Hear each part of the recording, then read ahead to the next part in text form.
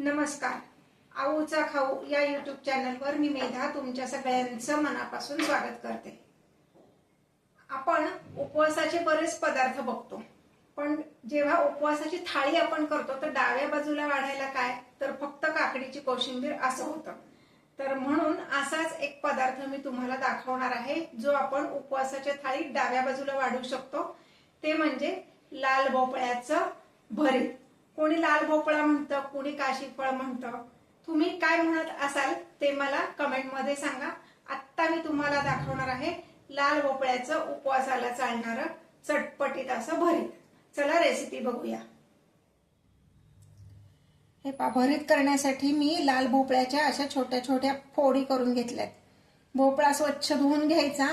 तुम्ही म्हणाल भोपळा का धुवायचा, पण मार्केटमध्ये आपण जेव्हा आणतो ना बऱ्याच लोकांनी तो हाताळलेला असतो, त्यामुळं स्वच्छ धुवून घ्यायचा आणि त्याच्या छोट्या छोट्या फोडी करायच्यात. अगदी छोट्या नाही, मीडियम साईजच्या. पण साल काढलेलं नाहीये, आपण हा उकडून घेणार आहोत.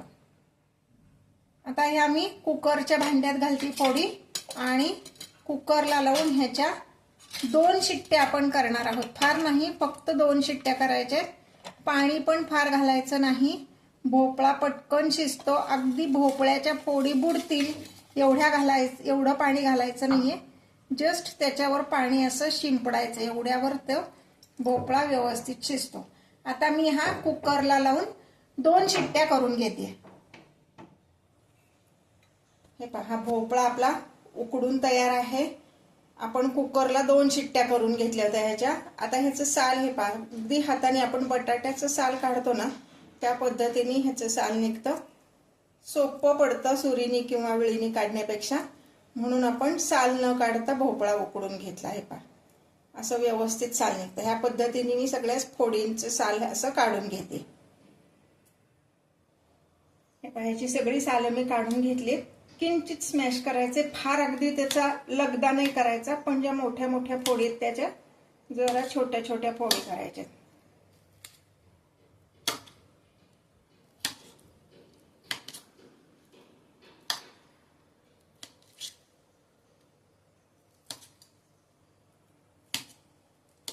एकीकडे मी गॅसवर कढई तापत ठेवलेली आहे. ह्याला आपल्याला फोडणी द्यायची म्हणून. फोडणी ही टोटली ऑप्शनल आहे, पण जरा चटपटीत होतं फोडणी घातली की, म्हणून फोडणी घालायची. अदरवाईज फोडणी न घालता सुद्धा हे भरीत खूप छान लागतं. हे पहा, ह्या पद्धतीने मी स्मॅश करून घेतले. तुम्हाला अगदी स्मॅश करायचं असेल तरी करू शकता, पण तशी काही गरज पडत नाही. यामध्ये मी घालणार आहे 1 चमचा एवढं मीठ, 3 ते 4 हिरवी मिरची मी मिक्सरला भरड करून घेतली आहे. तुम्हाला अख्खी मिरची घालायची असेल तर फोडणीत घाला, पण अशी भरड घातली की जरा जास्ती चटपटीत होतं म्हणून. साधारण पाव वाटी किंवा 3 ते 4 चमचे एवढा दाण्याचा कूट आणि साधारण पाव वाटी एवढं दही. दही मात्र अगदी गोड असावं. छान वडीचं दही कसं करायचं ह्याचा पण व्हिडिओ मी अपलोड केलेला आहे, तो बघा.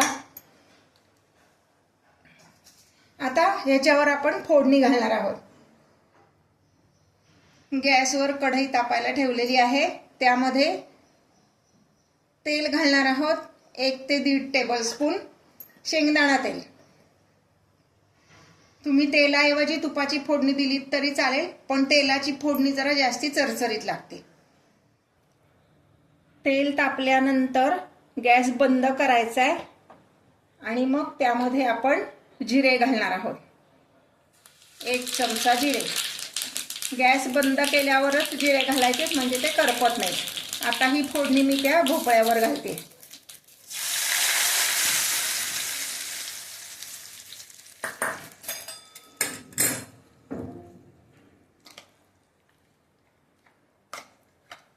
छोटीशी टीप लक्षात ठेवा, दही आणि मिरची घातल्यानंतरच फोडणी घालायची, म्हणजे पदार्थाला छान टेस्ट येते. मी ह्यात साखर अजिबात घातलेली नाहीये, कारण भोपळा मुळातच चवीला गोड असतो. साखर घातली की भरीत अजून गोड होतं, म्हणून भोपळ्याचं भरीत जेव्हा करतो तेव्हा त्यात साखर घालायची काही गरज नाही. व्यवस्थित मिक्स करून घ्यायचंय.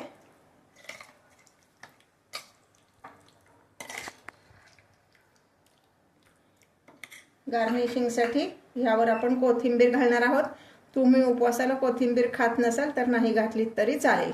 हे आपलं भोपळ्याचं भरीत सर्विंगसाठी तयार आहे.